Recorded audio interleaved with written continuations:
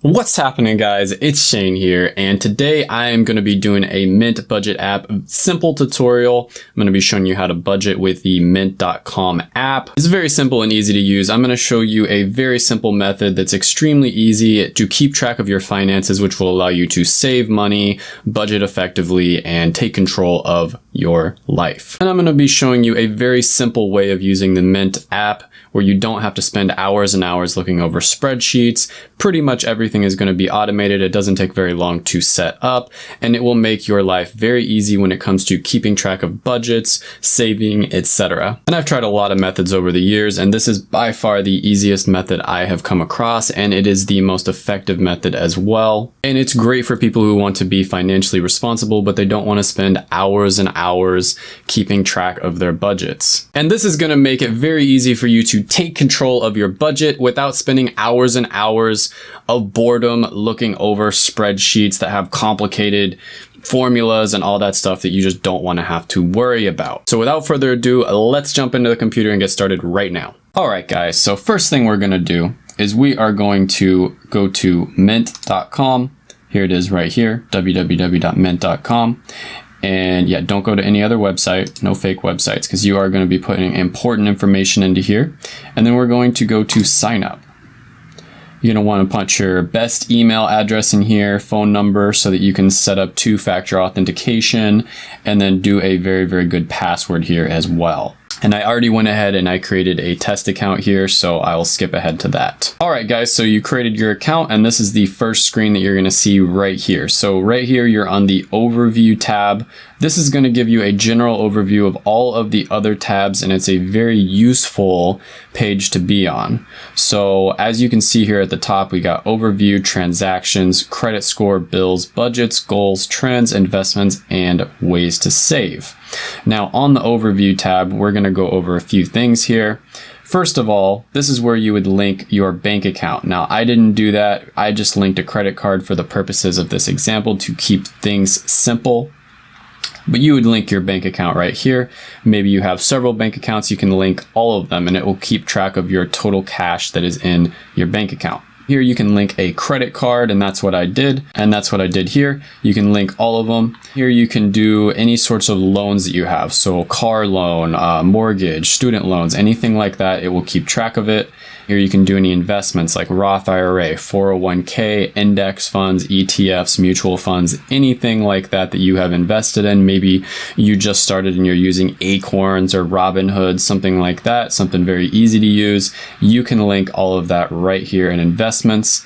And then down here, you've got property. And this is a very interesting one because you can link a house, and a house probably is going to be going up in value most likely, and it will automatically track the value of the house. Whereas if you get a car, that's going to be going down in value, and you can actually set it up to where it automatically tracks the value of a car. So if you buy it for, let's say, $20,000, 5 years later, it's only worth about $10,000. It will automatically track that if you want it to, and it will show you your net worth based off of that.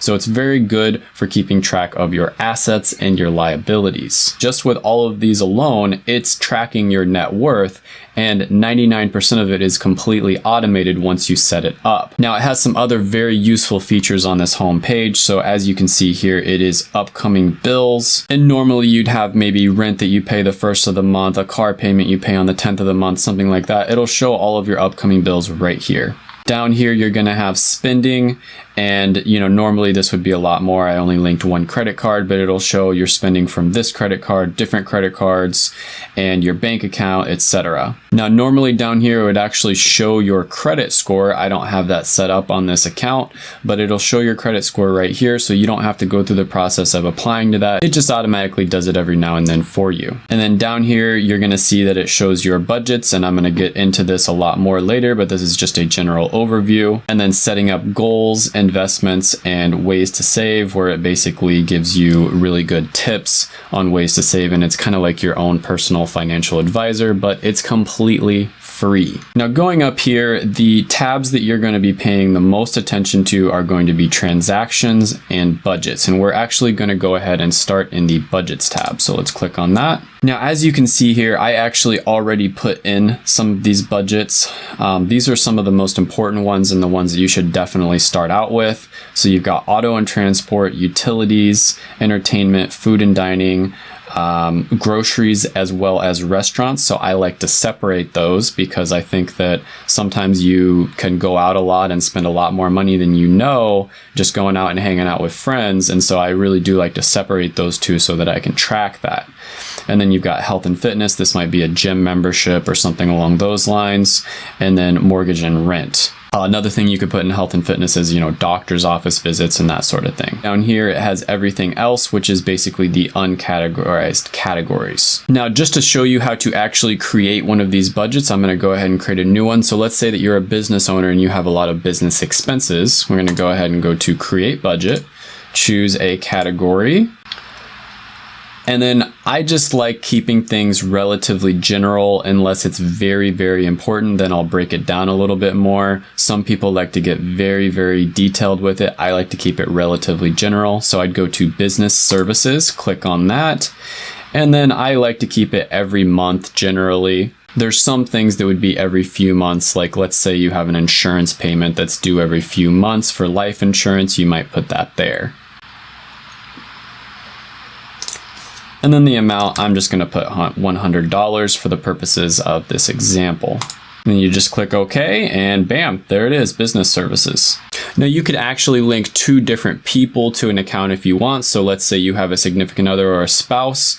What you'd want to do is you'd probably want to separate both of them by your name. So you'd create an entertainment, you'd edit details, and then you'd say, entertainment for Shane and entertainment for Jan. Now, as you can see here, there's this everything else tab at the bottom, and these are basically the ones that are uncategorized. Now, if you click on it, it's going to show you shopping here. And over time, Mint, once you choose which category you want certain things to be in, it's actually very intelligent. It has artificial intelligence, and it will know what categories you want certain things to be in automatically. So you might have to spend maybe 5 or 10 minutes doing it the first few months. And then after a while, you might only have to spend maybe 1 or 2 minutes here and there figuring out what category to put things in. It's extremely useful and it adapts to you over time. So let's go ahead and click on this just to see where it's at. And this was a purchase I made from Amazon, and it automatically put it under the shopping category, which that is not one of the categories that I have. I like to get more detailed than just general shopping. So what I'm going to do here is, this was some food that I bought from Amazon. I think it was some beef jerky or something like that. So I'm going to go down here. I'm going to go to food and dining, and I'm going to pick groceries. So that one is going to go under groceries. And now when we go back to budgets, you're going to see that category has disappeared. Now, when you use this for the first month, there'll probably be maybe 10 or 20 things down there. But as you start using it more and more, there'll only be a few things, because most of the things it will know how to categorize automatically. Now, as you can see, these are different colors. So for instance, this one right here, entertainment, is in the red, and that means that I've spent more than what I budgeted. My budget for it was $10 and I spent $15 on entertainment. These are completely theoretical numbers. Obviously, we'd probably be spending more on entertainment. I just, for the purposes of the video, I set it to $10. But actually, I'll show you how you can edit here. Let's say I had a budget of $16. It would be in the yellow. So it's very close to going over my budget, but not quite there. But I'm going to go ahead and put it back to $10. Now, what you would want to do in this situation is you'd want to be like, okay, at the end of the month, I'm looking over my expenses so you can see where you're spending too much money, where your problems are, where you could maybe be spending a little bit more money potentially. And you would actually just click on entertainment. And it would take you to all the purchases you've made. So this is where I bought like a candy bar and some chocolate and some coffee at Rite Aid or something like that. This one was where I advertised on Craigslist. I can't believe they're charging for you to advertise on Craigslist, but I did it just to test it out. But let's just say theoretically, you know, you saw here that you were spending like $100 a month on strippers and another $150 a month on beer. It would be very easy to identify that, and you could see right away, okay, obviously my problem in the entertainment category is strippers and beer, so I should probably stop spending money on strippers and beer.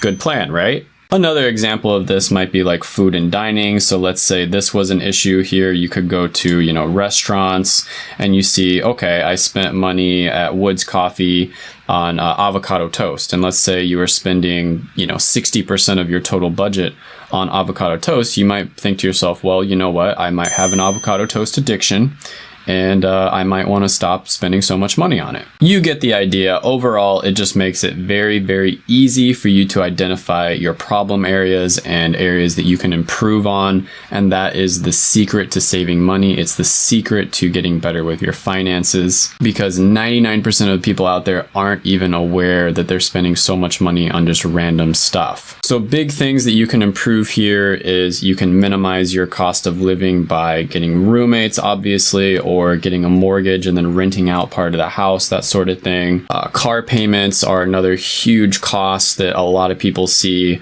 You know, buying a car that's 5 to 10 years old is so much cheaper than buying a brand new car. I mean, it's just ridiculous. The insurance, the registration, everything is so much cheaper when you buy a car that's 10 years old and it doesn't depreciate. Then you can just sell it for practically the same thing that you bought it for. Eating out and spending money on food all the time instead of just making stuff in crock pots and then, you know, preparing food for the whole week and then just taking, you know, your food to lunch and dinner, and then just eating food for lunch or breakfast that you prepared already at home. That saves so much money as well. And then another big thing is just not making impulse purchases of toys and other things that you really don't need. That is another big problem I see with people all the time. So anyways, I hope you guys enjoyed this really quick and simple Mint.com tutorial. I've been dropping some extremely valuable content about personal finance and just being successful in life in general, so definitely go check that out. Hit the like button, hit the subscribe button, ring the little notification bell, and comment down below any videos you might want to see in the future. And definitely check these videos out right now,